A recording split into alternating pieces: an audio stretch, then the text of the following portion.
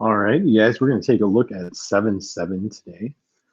The nice thing about 7-7 is it's nothing new besides our base, okay? So up to this point, we've done a lot of work with different numerical bases, mainly whole numbers. 7-6 was focused on common logs. Today is going to be all focused on natural logarithms and base E, number E, okay?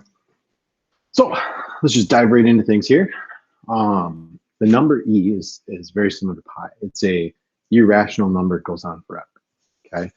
So if you look it up, E is approximately 2.7, and like I said, it's irrational. It goes on forever and ever, okay? So we have a base. When we look at an exponential function, when the base is E to the x, all right, our base is that irrational number. If our power is positive, it's going to be growth. If our base is negative, keep in mind, negative exponent flips to the bottom, all right, which would mean the base of our exponent is going to be a fraction less than 1. So that's going to be an example of decay, okay? So kind of keep that in mind, the difference between the two. When we have that positive power, it's an example of growth. When we have that negative power, it's an example of decay. All right. So again, like I said, a lot of the work today is going to be based on this idea. So as we look at these, we're just going to go through that same process of everything and look at just how our understanding translates to this positive base, all right, or this base of E, all right. So writing in logarithmic form, we've done this with different bases. Remember, the base of the log is always the same as the base of the exponent. What we're logging is the answer, and then our power is the answer to the log. The one catch, you guys, is you're never going to see anybody write log base E like we just did here. When our base is E, we use natural log, all right? And it's always ln, so you're going to want to make sure to use natural log of 6 equals x would be your answer here. Never write log base E. We'll never do that, okay? Same thing on this next problem. Since our base is E, I know I have a natural logarithm of x equals 8. Okay. Again, we did that back in 7.3 when we introduced log. So just taking exponential equations, writing them in log form. Okay. We also want to go the other way. All right. So we have a natural logarithm, or it's log form. We want to write it in exponential form. So the base with natural log is E.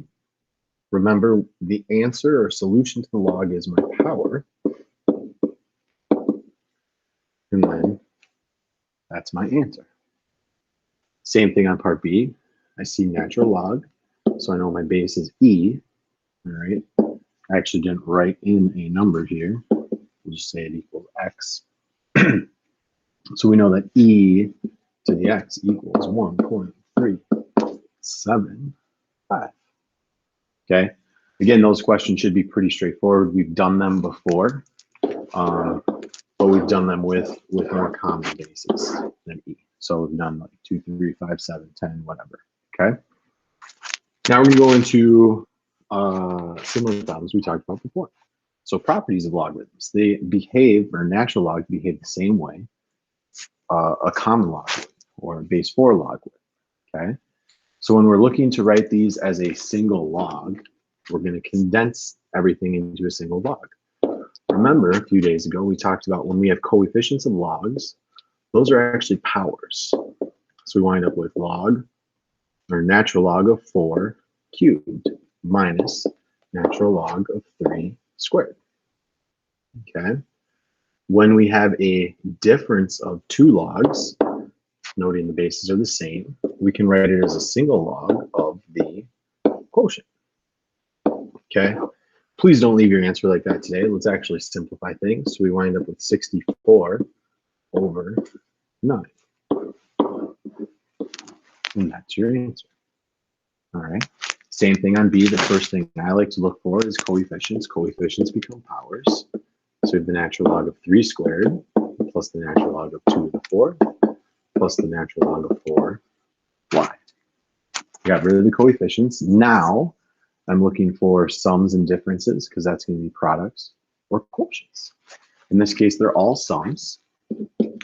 So I can combine it as a single logarithm, 3 squared, 2 to the 4th, 4y.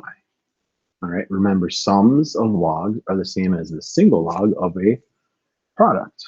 All right, so we multiply, this is 9, 16, and 4. We wind up with the natural log of 576y. So we successfully condensed that into a single logarithm. All right. After we went through, being able to write logarithms in exponential and logarithmic form, again, we explored properties of log, expanding and condensing. Kind of the final thing we're going to look at with natural logs, or the final progression, was solving them. Okay. So looking at these types of questions, we want to isolate the power. That's your eventual goal with these exponentials, is isolate that exponent, or in the case of B, you want to isolate the log. So the first thing I'm going to do is subtract 8 from both sides. Then I want to divide each side by 4. There we go. All right. And now the question is, how do I undo, or how do I get rid of the log? Well, I can take my exponential form and write it in logarithmic form. So I have the natural log of 9/4 equals negative x. To solve for x, I'm just take the opposite of both sides, and then I'm going to evaluate it. So x approximately equals negative 0.8109. All right. Do the same thing on B. We want to isolate that logarithm. So I have the natural log of 6x, you can put parentheses there if it helps, of 8/5. I have a logarithm in log form. I'm going to transfer it to exponential form to make my life easier. All right. Now I want to get x by itself, so I'm going to divide both sides by 6. And again, do the same thing. We want to round. You can use the approximately equal to symbols if you like. 0 or 0.8255. Remember, e to the 8/5. You want to use your calculator. Make sure you're actually using the e button, not the natural log button. So don't take the natural log of 8/5. Take e to the 8/5 power, then divide that result by 6. All right. The last formula we're going to look at is our continuous interest formula, and actually showed you this a few days ago, so this should be nothing new to you. But when we're talking about continuous interest, meaning we're calculating interest an infinite amount of times, not annually, daily, monthly, etc., we use that formula.